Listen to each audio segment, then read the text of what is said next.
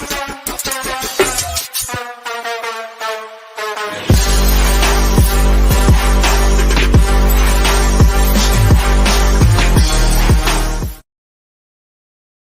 welcome to the All49ers show, the only show that starts promptly 2 minutes late every Wednesday morning. I'm Grant Cohn. That's Jose Sanchez. He was here on time. I wasn't. But it's my show, so I don't give a damn. Today, the show is called Reassessing the Niners' Pass-First Offense. It feels like the Niners are a new team now, and we kind of need to reassess what they're capable of moving forward. But we're going to make you wait for that because we got other stuff we got to talk about. Namely, Hall of Fame semifinalists. 3 prominent 49ers could get inducted into the Hall of Fame this year. I want to talk about each one with Jose, and then we'll move forward. Starting with Patrick Willis.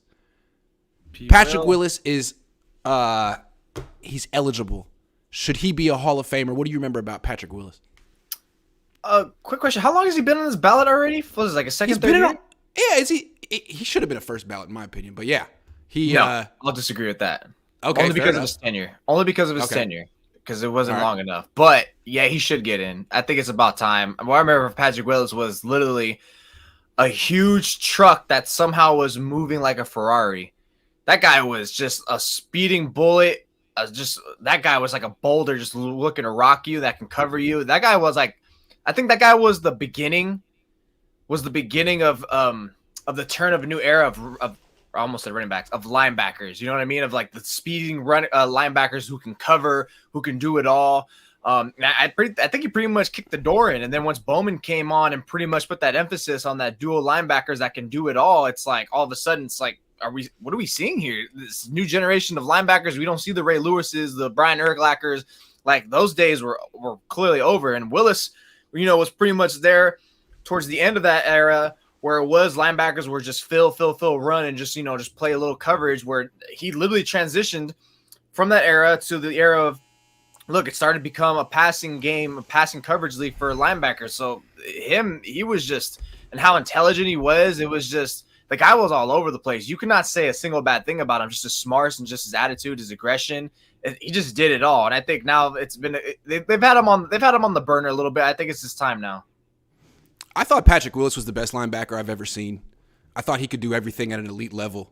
How is my video right now? Because I'm really clipping right on my own computer. It hasn't looked bad on my side. It looks okay? I don't know what's going on with my computer. But, he's the best linebacker I ever saw. He could do everything well. Sideline to sideline, the fastest linebacker I've ever seen. He could blitz. He could cover. He could take the ball away. He hit really freaking hard. He had his best years when the Niners weren't great.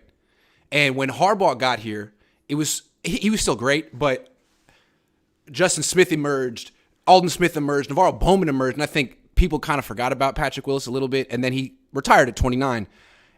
From 22 to 26 was I think the most athletic, highest impact linebacker. Maybe Ray Lewis was up there too, but I think he should have been a first ballot guy. And I think the fact that he was not a big self-promoter, he didn't really talk much. Yeah. He didn't really have much of a persona.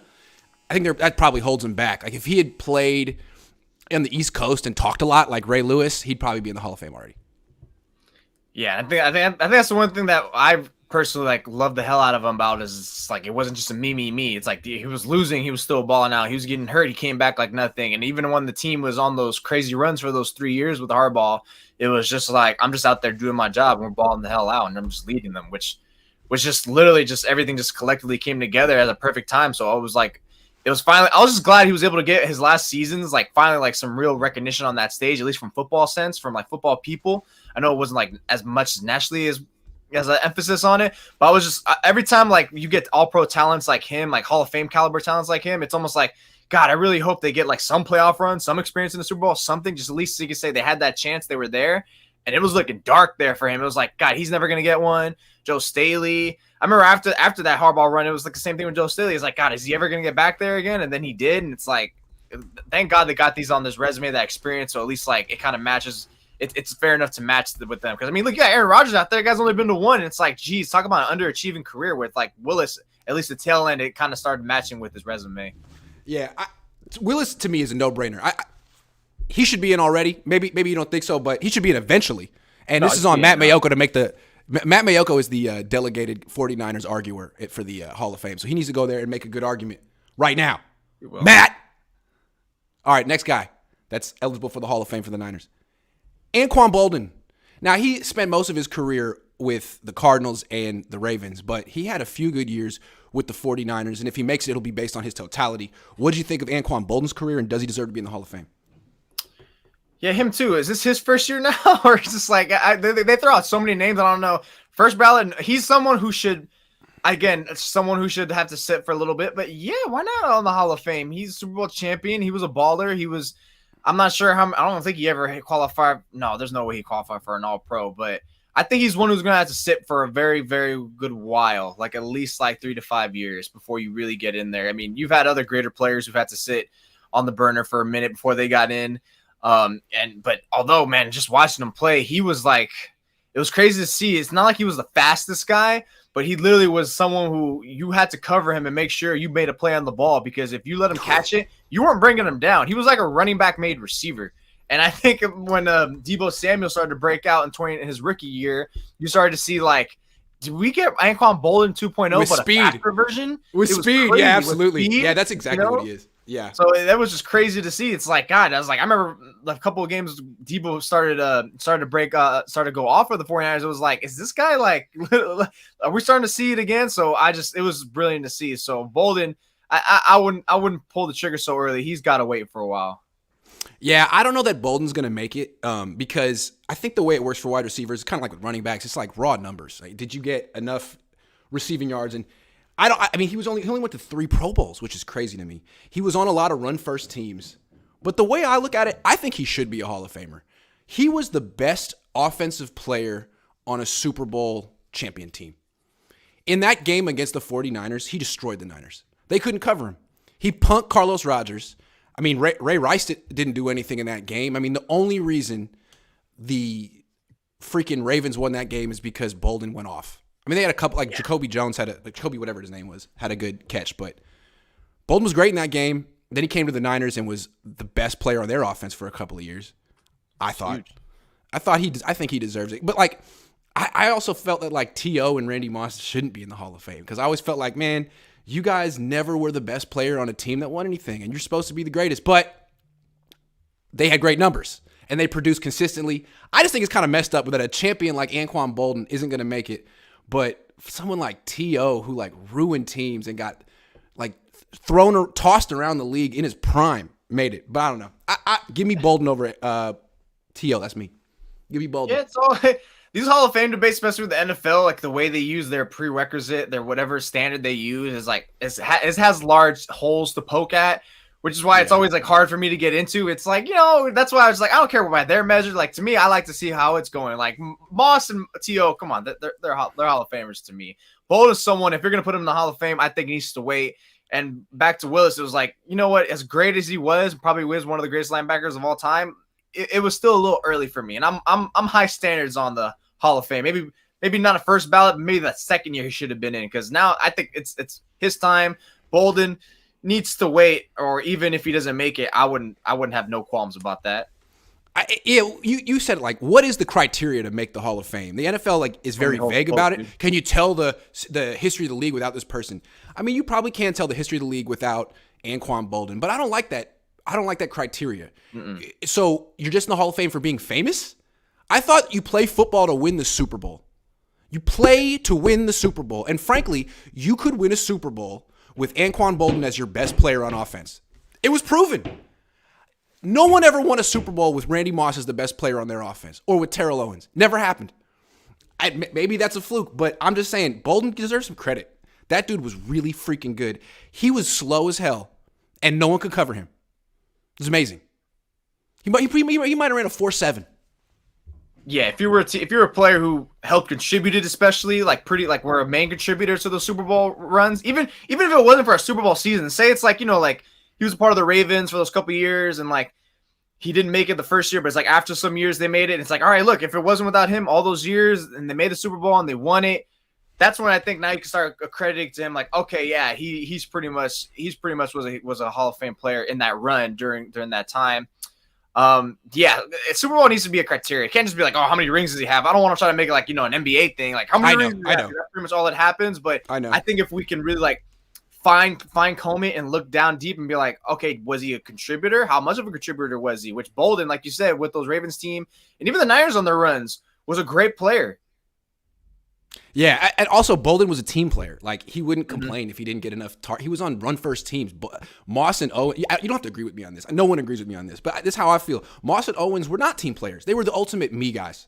And I think that's part of the reason they never won Super Bowls being, the best player in their team. There was something off about him, even though Owens came close. Moss didn't. Anyway, that's such a tangent, and no one agrees with me. I'll just move on. Just a second.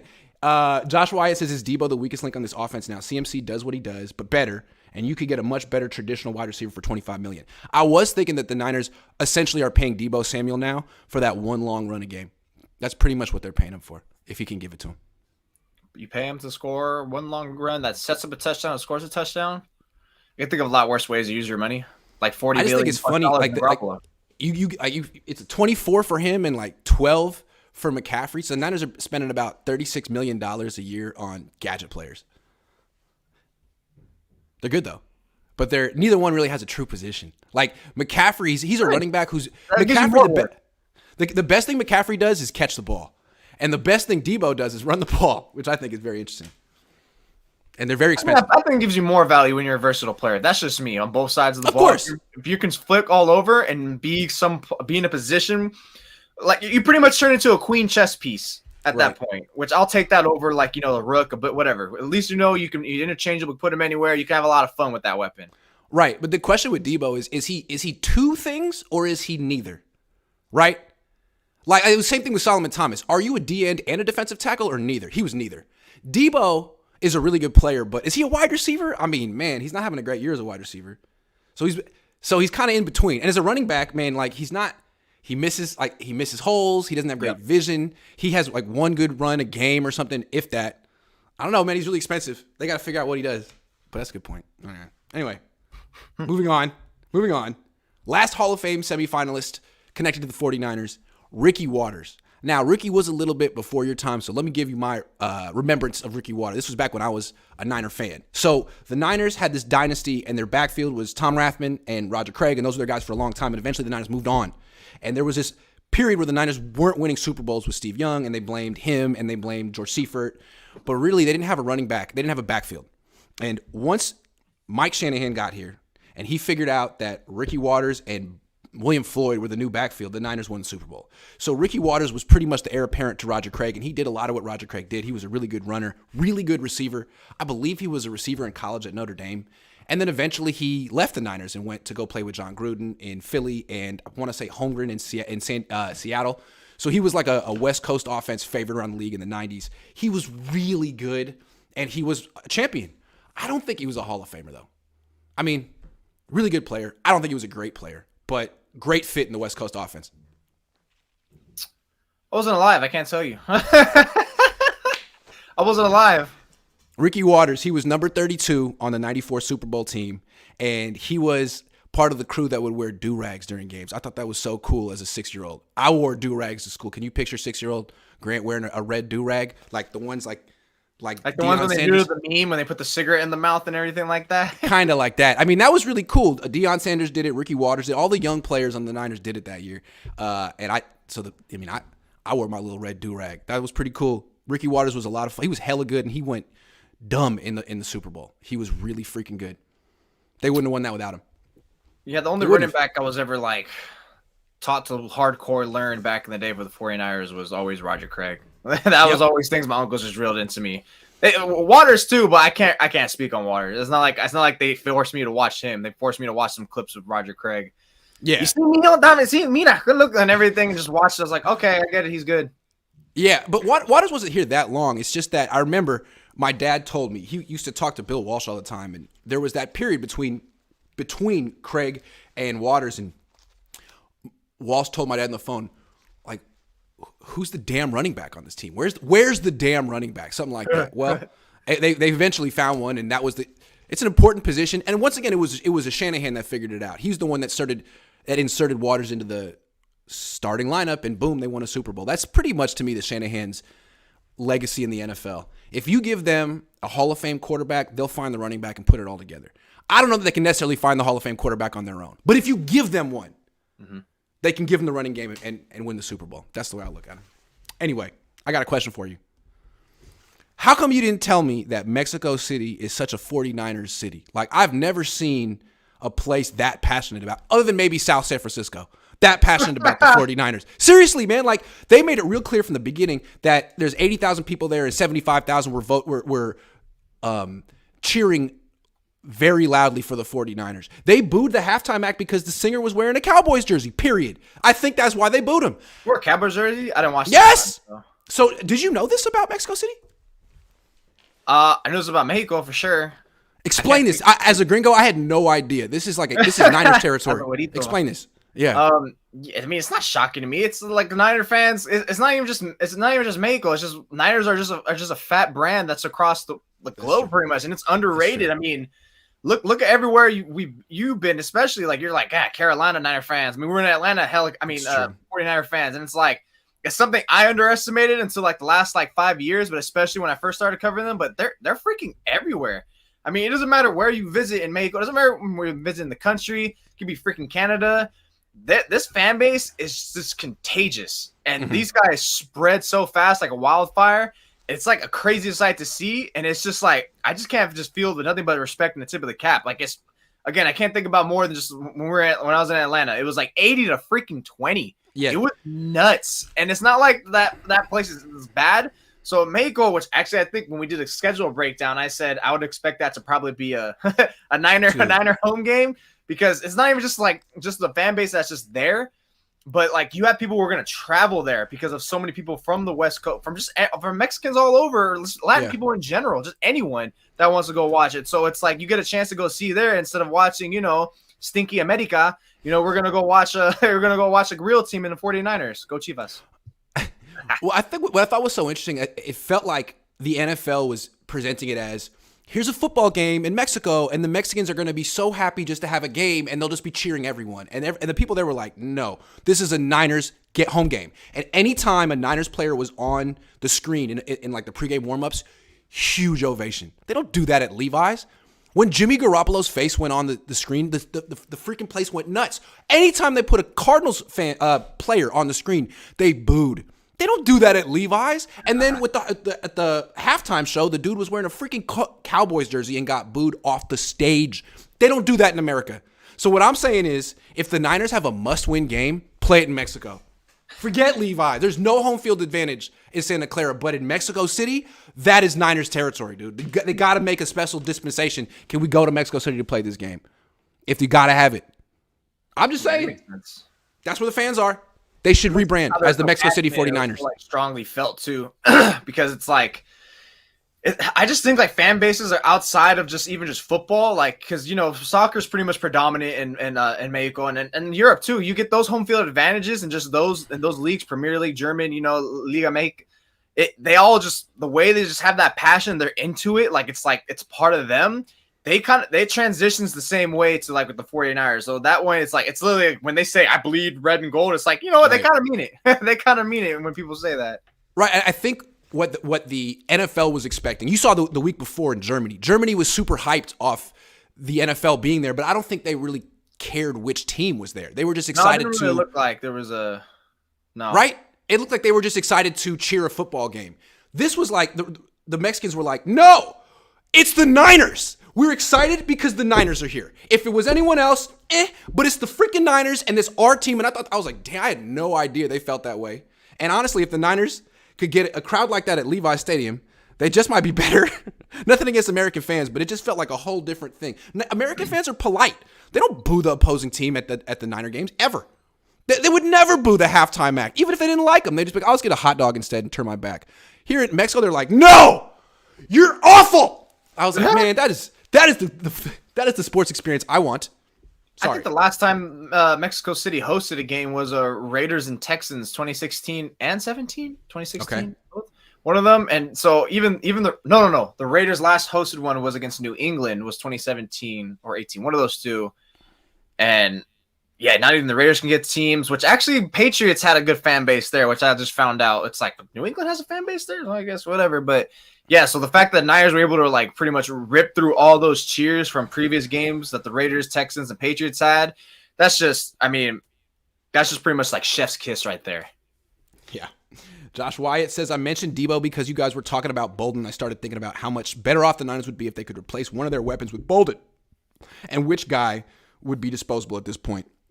Deebo. Yeah, no, the Deebo thing is interesting because he's the one guy that you could say on the offense really isn't living up to the contract. I mean, McCaffrey, you could say he is. Ayuk is.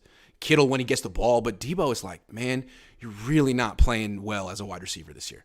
And the running back stuff has been few and far between. So maybe he's pacing himself. That one run he had on the end around was phenomenal. Maybe it's all coming together for him. But now's the time because they're paying him to be the focal point of the offense. He doesn't get separation. No, he doesn't. And he doesn't have good hands. And he doesn't have length. I think this game, this game I made a concerted effort when I could see it on the limited screen on my phone at the time. Just to see is like, let's see where Deebo's at, and just running across the defender's right there in its hip, and it's not an attractive throw. And of all the times we used to give Jimmy Garoppolo like criticism for forcing it in, it's like, why are you forcing into Deebo for? Which he deserves some blame. It's like, well, I'm starting to realize like half the reason, if not more, he's forcing it into Deebo is because that Deebo can't separate. It's not just because he's forcing it, it's because look, that's his defender on him almost 24/7 when he's running a route. So what are you going to do? Just not target him? At that point, you got your Jimmy's like, I just got to try to throw a perfect ball, which Jimmy doesn't really throw perfect balls like that when the defender's draped all over you. Whereas Ayuk, every time he catches the ball, it feels like the defender's like 2 yards away from him. Yeah, no, and that's the truth. Kittle too. Yeah, that's the truth. So Deebo Samuel, he got paid off of what he did last year, but this year he's not the same player. And it's the Niners got to figure this out because they're giving him more than everyone else. They're paying him to be an MVP candidate, and right now he's not. So Deebo, that was a very nice run though in the other game. I liked it. Maybe you can do that in America now. Okay, I want to talk about what Travarius Ward said about DeAndre Hopkins. Hopkins isn't as good as he used to be. Used to be an all-pro, kind of winding down in his career now. Had a good first half against the Niners, but didn't really make a difference against the Niners, and apparently he was talking a bunch of crap. So after the game, Travarius Ward basically said he's washed and called him steroid boy, which I think is just hilarious because DeAndre Hopkins did get suspended for the first part of this year for testing positive for some performance-enhancing drugs, and no one ever calls out football players for being connected to performance-enhancing drugs. It's like, it happened, let's just move on. In baseball, that's a red mark against you the rest of your career, the rest of your life. In football, it's like, So you know what, Travarius? I like that he said that. What'd you think of Travarius saying that? That was freaking hilarious. I was dying. I was like, there we go. Like, to me, I just love when corners are the smack talkers. I feel like it's how football should be. So when DeAndre actually got penalized for that, I was like, come on, man.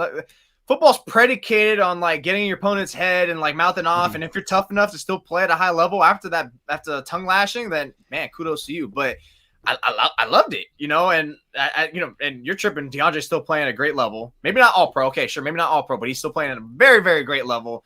Because it's not like it's not like Travarius was actually shutting him down in that game. There was a lot of times where he was just like trying to play catch up and trying to tackle him, but I digress. Either way, I loved it. This is going to set up more heat towards the end of the season, unless, the Cardinals are checked out, which they most likely will be. They probably will be.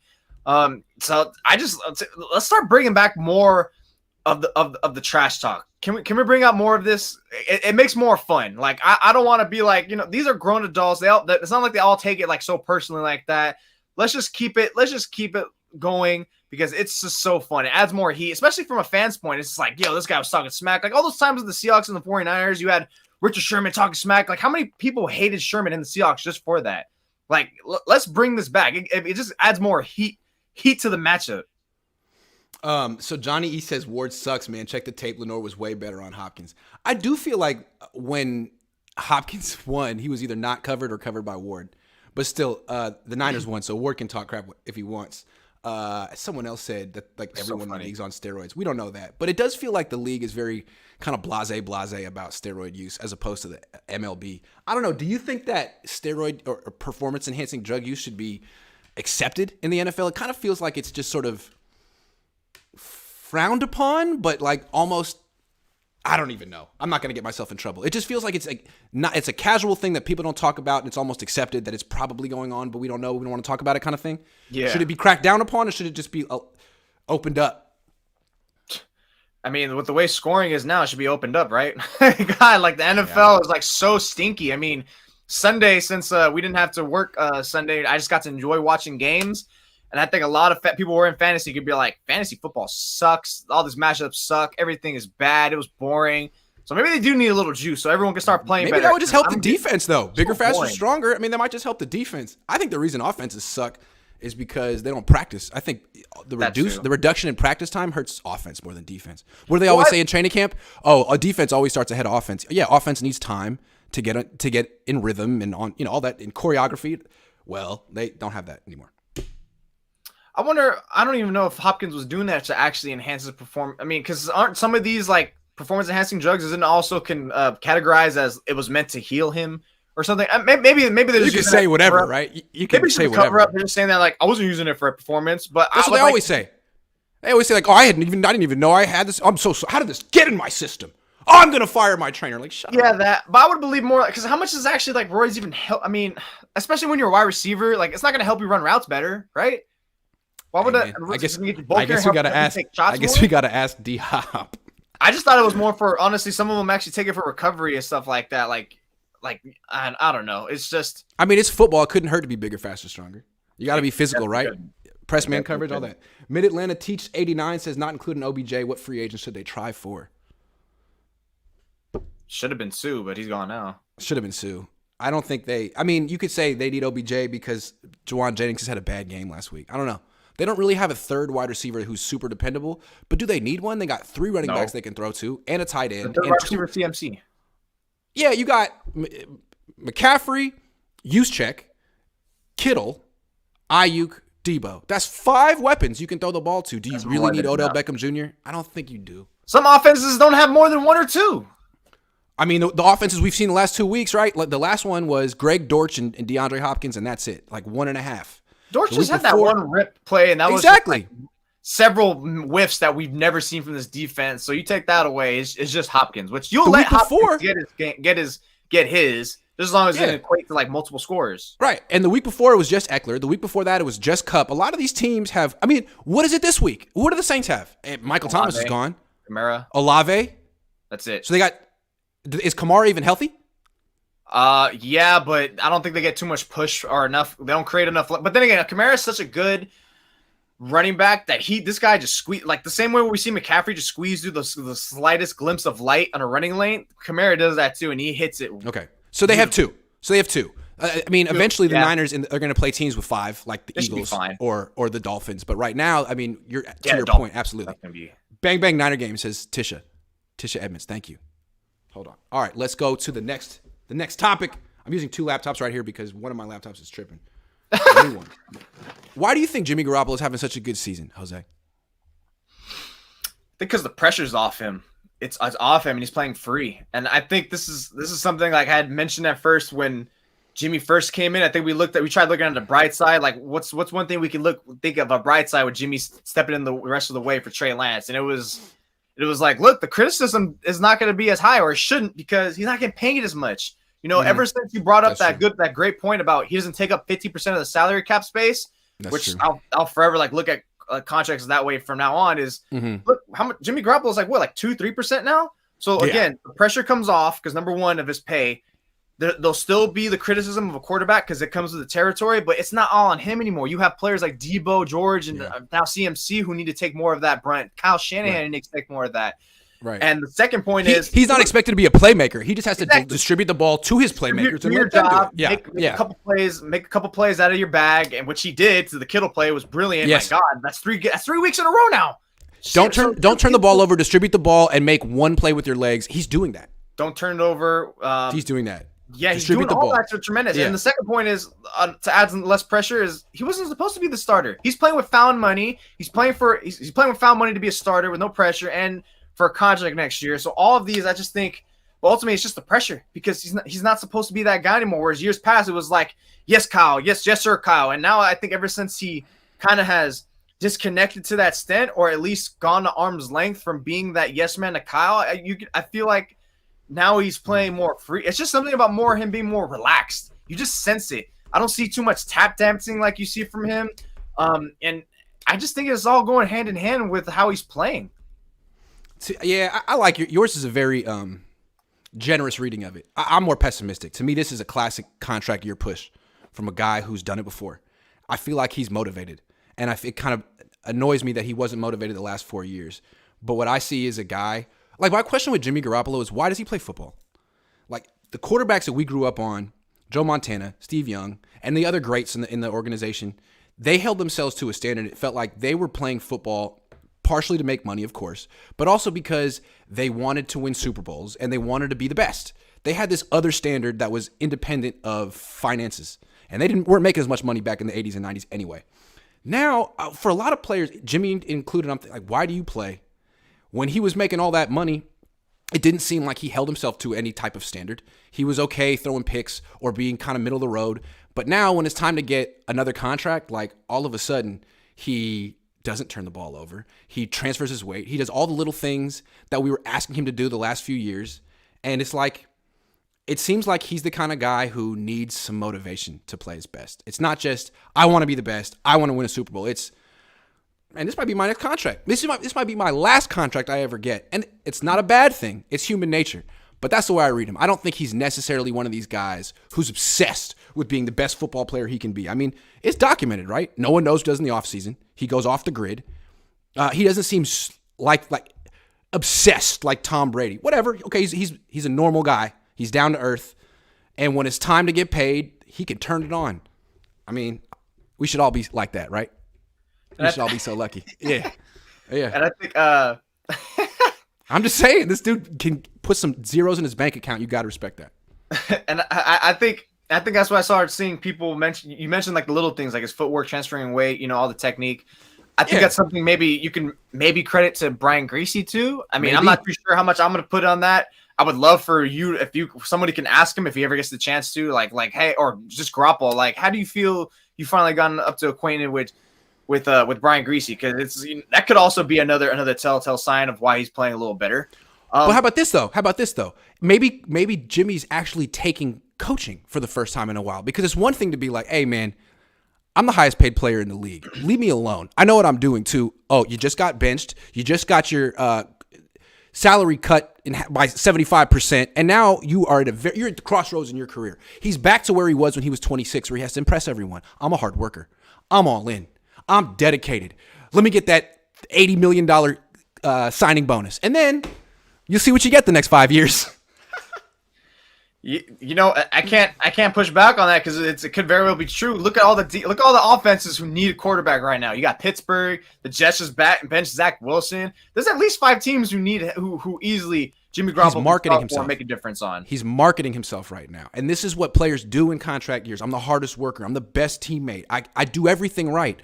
But we saw what happened the last time they gave you a 6-year contract. You went 4 years where you're like, super inconsistent. Good games, bad games. All of a sudden, he's found some consistency. At 31, just like he had at 26 in 2017. All of a sudden, he's 26 again. I think it's hilarious. But yeah, good for the Niners and good for him. They might just be able to ride this to a Super Bowl victory.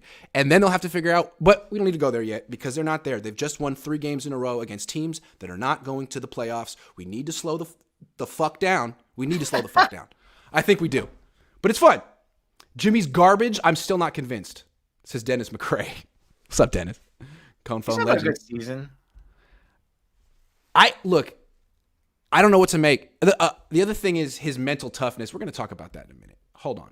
Let's go to another one. Because you did say, I remember one time you told me, like, I'm just waiting for that bad Jimmy stretch that we know is coming. And it's like, is it coming though? Is it coming? Because right now, what happens in the playoffs. Yeah, okay. Even in his best year in 2017, he didn't have to go to the playoffs, and he's been a choke artist. So we have to see what he does when it's nut crunching time. I'm sorry, I keep cursing. I have a question for you. Is that even cursing? Not really. I have a question for you, Jose. What is the identity of the 49ers offense?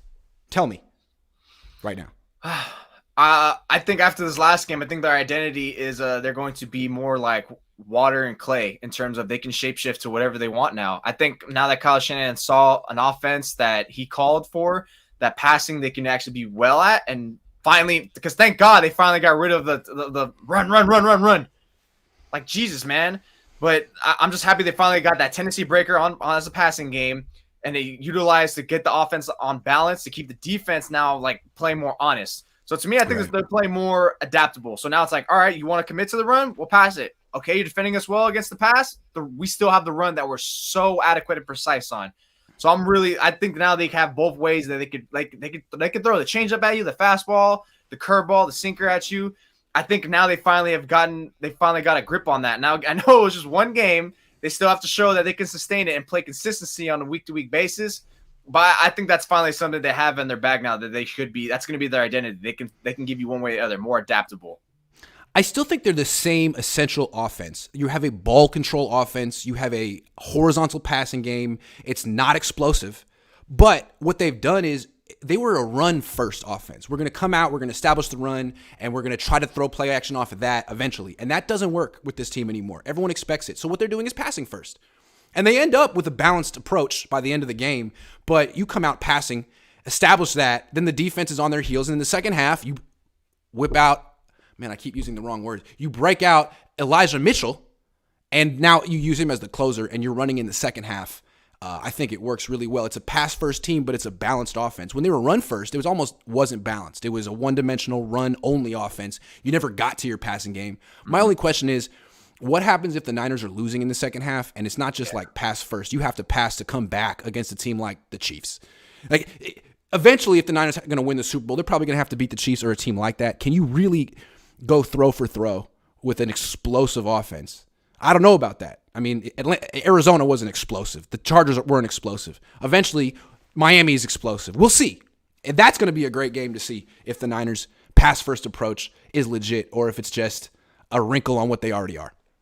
Yeah, that's why I think we even talked about it. We were on pretty much on the same page last week. They have to go throw early and often to set up the run for later. Because I think, what was it, the first half, the Niners had like 30, 40 yards rushing. And then the second half, they doubled and tripled it. Mm-hmm. Which wasn't shocking to me. It was like, you use the pass, set up the run. Exactly. But if you use, like you just said, if they use the passing game to chase the game, it's not going to work because now you're back to square one where you're predictable again. You're running the game earlier. You're so predictable. So do it early to keep them off balance, and you keep keeping the drive sustaining itself.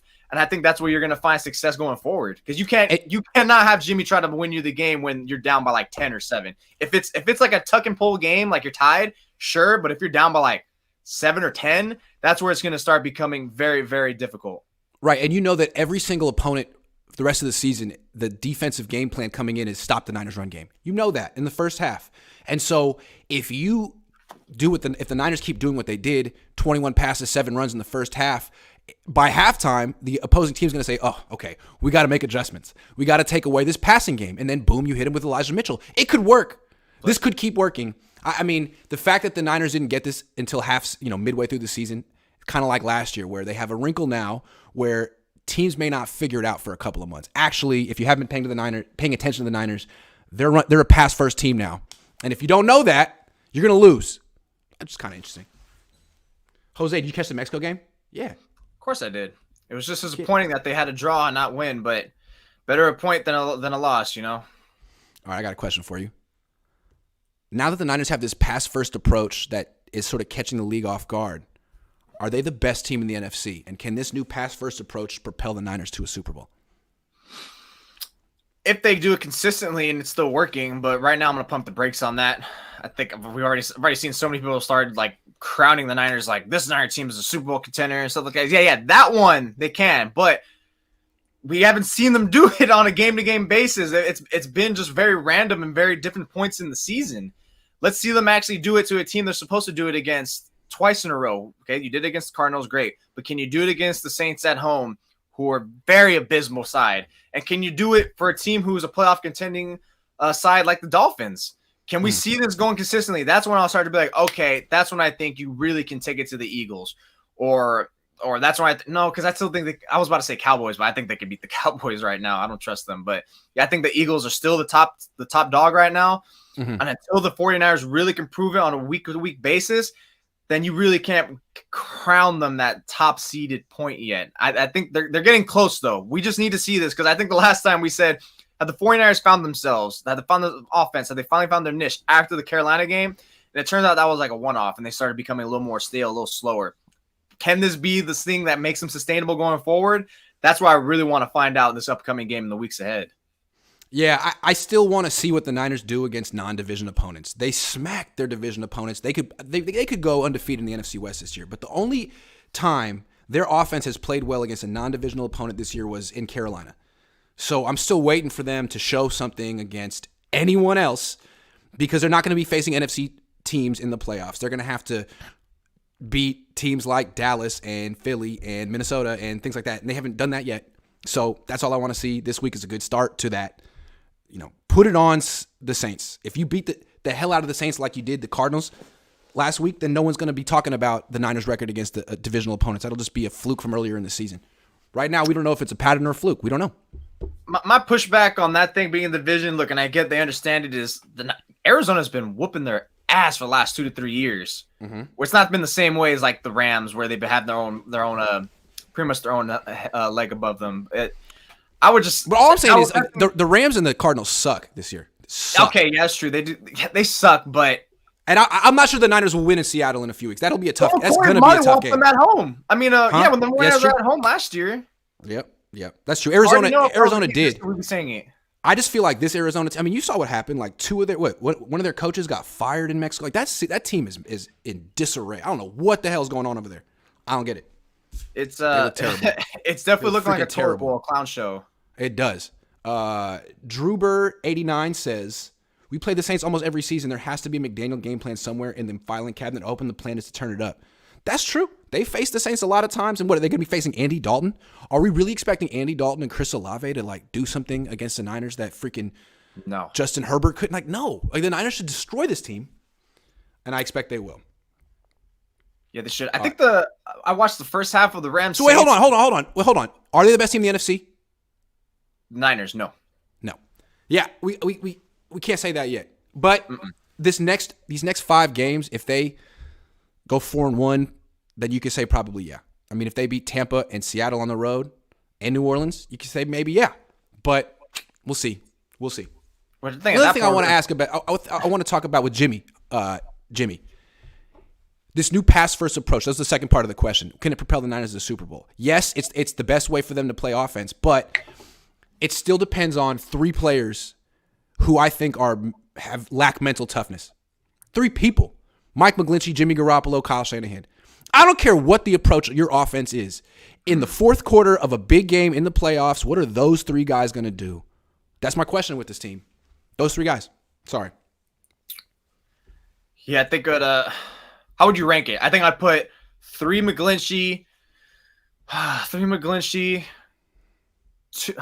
2 Kyle. No, 3 McGlinchey, 2 Jimmy, 1 Kyle in terms of like how prioritized it's going to be and like who needs to actually be strong. Because if Kyle's like calling like a timid game, which we've seen countless times where he starts to forget about who he has to use if he doesn't ride the hot hand, or we've seen it definitely tip over on their shoes. It's not good if it gets to that point. But the mental toughness point, that's definitely something we got to see. And I think that's going to come up when the games like the Seattle game. I think that's going to be one. Miami too, but I think the Seattle game, that's when it's really going to be like the maximum efficiency of the stress test. Yeah. And that's what's rough about this team. Like, great defense, really good weapons, and they've been around. Like, they're gelled, but they have 3 guys who have had some serious chokes in their career. I mean, Kyle, multiple. Jimmy, multiple. And McGlinchey, we all know that when the moment's the biggest, he's the guy you're worried about the most. Mm-hmm. The Niners, everyone. Those are just guys that lack mental toughness. And I think that's kind of how the Niners felt about Tart last year. Good player, but with the season on the line, he dropped a gimme interception. Lacking mental toughness and confidence. Sure, okay. Well, what about those other 3 guys? What about Kyle? What about Jimmy? What about McGlinchey, man? Same thing. So that's what I want to see from them. And they could run the freaking table and finish the season 13-4. Great. What are you going to do in the playoffs? That's what I want to see. Because I don't know the answer to that. Yeah, because that was their expectation anyways, even with Trey Lance. Yep. Jason says, why is Burford not getting more reps? He makes a play every week and seems to have that it factor Hufanga has. He seems like he can be a playmaker. Burford, the right guard. I've never heard of a right guard playmaker, but he could be. What do you think? It's kind of bizarre how they're rotating it like a basketball team. Yeah. Right? Like, I've never seen it. It's working. Hey, it's working, though, It's working. I'm at the point where I'm not going to question Chris Forster. I think he's a really good coach. And I think he's playing Mike McGlinchey because I don't think he really has a choice. But I think Chris Forster is almost as good as Chris Kasarik. Those two line coaches are really good. And Chris Forster is the best coach to interview on the entire team. I love his interviews. He tells it straight. His explanation of the Trent Williams thing was phenomenal. It explained it perfectly. He gives very, very vivid answers, too. That's why I love not just when we get the transcripts, it's like, all right, 2 sentences, 3 sentences. This guy, it's like 8. It's like 8. I'm like, wow. And it's great is like if you, like me, I'm really interested in learning about football. So I ask a question, I'm genuinely interested in learning his answer, and he can tell and he'll give you the whole answer. It's like he's teaching. And that's why I feel he's a good coach. He's a legit teacher. And you can feel it as a journalist in these press conferences. Some people want to learn. Some people just want to ask questions for their articles. I want to learn. I talk to coaches off the record. Some coaches feel it and will teach you. Saleh was that way. Forster's that way. Those are legit. Good coaches have to be legit teachers, and those guys are legit teachers. When I talk to Forster, it's like talking to Mike McDaniel. He's that smart, and I wouldn't be surprised if Chris Forster and Mike McDaniel are extremely close friends who talk football in depth. They seem very similar. Good on Forster for being that too, because people understanding offensive line play is not common knowledge. That's something I think we all can brush up on. And it's not only does he understand it conceptually, like he puts together the run game, the X's and O's, but he can coach each offensive lineman up. I mean, what would Aaron Banks be right now without Chris Forster? What would Spencer Burford be? Jake Brendel. Yeah, man, this guy's really good. Because Chris Kasarik is good too, but he gets premium players. First-round picks, second-round picks. This Forster, they're like, hey, man, we got a 5th rounder for you. Good luck. Hey, we got Jake Brendel. Good luck. He's like, cool, that's all I need. It's crazy how all that interior concerns we had training camp. It's like, what concerns? They look fine. They look great. Yeah, and again, that's Chris Forster's credit. Like, these guys are not premium players. One-on-one in training camp, they weren't dominating. This is a guy who really, really can coach a unit together. I'm impressed. Double B Studio says Cardinals coach got fired for sexual assault. That is correct. Very bad. You could look it up. Jason, really, the fact that Chris Forster ruined his career in Miami worked out very well for the Niners, because when he was in Miami, I think he was getting like 7 figures a year to be a position coach, which very few guys get that. That means you're at the top of your craft and everyone recognizes it and a lot of teams want you. Then he did what he did. You could look it up.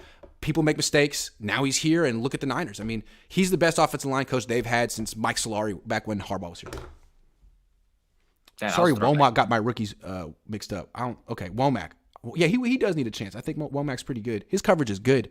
They benched him for no reason. That's another guy, a rookie on the bench right now. Do not write off Womack. They just bench rookies. I bet you he's going to be a good player for the Niners. Well, he's going to be the next Hufanga, the guy who comes out of nowhere in his second year. It's like, no, he was good the whole time. That's what I think. Grant, you said back when you used to be a Niner fan. Can you explain why you stopped being one? Don't dodge. Also, we miss Vish. Hey, Vish is around, man. When I was a Niner fan, from 1994, pretty much, like kindergarten when they won the Super Bowl, through college. And then I wanted to go into the family business, being a journalist, and I always knew that my dad felt you can't be a journalist and a fan. So that was how I was raised, and once I made the decision to be a journalist, it was just, you got to give it up. So that's how I felt. And then once I started covering the team, it's still with you forever. You can't get rid of the tattoo. But once you start covering the team and you're in the locker room, it's easy to not root for them anymore, because it's just business at that point. You know, when you root for people, it's like they're far away, and it's kind of like they're your heroes. Once you're interacting day to day, they're right in your face, and they're just other people, and they're not rooting for you. You're not rooting for them. It's just business. So it was easy for me to let it go. But I was, as a kid, for a very long time, Niner fan. You know what else made it easy to let it go? The freaking Yorks. God! I'm sorry. Like, that is not what I grew up in. I feel like that's a consensus with, like, everyone. It's like, ugh. Damon says LAR and Arizona have minus 59, minus 56 differential. NO is minus 18. Thank you. The Niners are plus something big, right? So this Saints team is better than the last 2 teams they faced. Still, they're not a good team. Are they better than last year? They had Sean Payton. No, I said they're better than the last 2 teams they faced. Oh, I thought you meant the Saints are better than. No, I didn't say that. Double B Studio says mentality of the team, not how you start, but how you finish. Kyle's offense shows up second half of the season, and defense shows up after the first half. Yeah, what it is about that? If they actually go on the hypothetical run, you said, like, if they end up losing 1 or 2 games the rest of the way, and the offense is a big proponent of that, it's like, Dude, that's like 2 years in a row now. Like, yeah, that team just confuses me. But hey, I guess they really are a second half team, and it works. I mean, they go on the runs.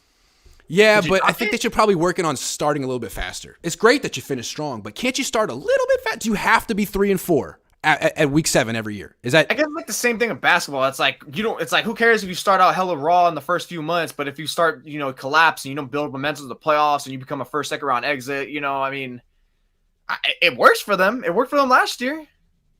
It might work for them next year. Damon Rice says Miami's +11, Tampa Bay's +3, Seattle's +16. We'll learn a lot. Yo, those teams have scored more than they've given up. Those are the three.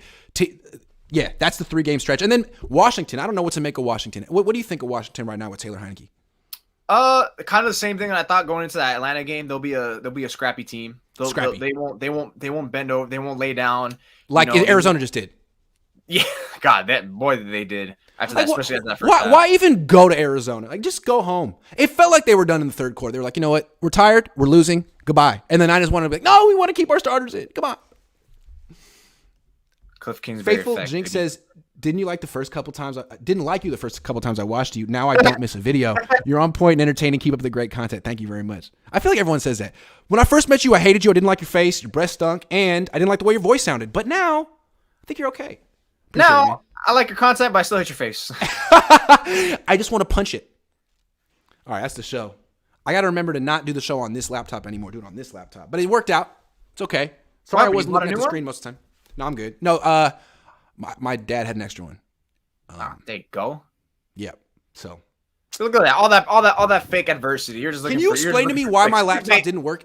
Can you explain to me why this didn't work? Like, I plugged it into all these different outlets in Mexico and it didn't work. But the charger would light up. It just wouldn't transfer the electricity into my dead computer. And as soon as I brought it home to my house, it started charging again. What the hell is that? I can't. I cannot explain that. Were your phones charging? Yes. Okay. Only thing I can explain is that my phone charger had a 2-prong thing, and that my computer had a 3-prong thing, and that 3-prong things don't work in Mexico, but 2-prong things do. I don't know. What do you think? I don't know. I cannot explain, dude. I cannot explain. Maybe for some reason your laptop hated being out of the country for some reason, which means your laptop has to have like a heart-to-heart about why he doesn't like Mexico or something. Other than that, that makes I don't know. I think it was just the battery dislodged and you messed it up. I think I messed it up. Jim Everett the Great says, I will say Kyle looks younger without those stupid Niner hats he'd be wearing. Yeah, I agree. To me, the hat is a defense mechanism. He wears it when he loses. He comes in the post-game press conference with it real over his face, and the way that the light hits it, there's a shadow over his eyes, and you can only see his mouth, which takes away some of the expression. You can't see that he's crying. I'm just kidding. Yeah, I think it's a good look to take the hat off. He does things that a 7th grader would be told not to do in a school assignment. Don't say don't wear a hat. It makes you look bad. If he could just take the hat off and cut out the he would look so much more confident. That's it. It projects insecurities when you're wearing the hat over your eyes and you're like, But when he's winning, it's like, who wants to talk about football and see my face? The whole thing. You know what I'm saying? Is he the only one that wears a hat to the post game? Now that I'm thinking about it, it's a bad look. It's a bad look. It looks like a high school. He looks like a high school freshman who didn't do his homework and is trying to hide in front of the entire class during their presentation. That's what it looks like. It's a bad look. If it comes after a loss, I don't blame him because I wouldn't want to be. Exactly. I wouldn't want to do that either. Joe says, is it medically possible for Trey to play week 17? Medically possible? Maybe. I don't know. I don't know. I don't know the answer to that. I mean, we'd have to be a doctor and see the specifics.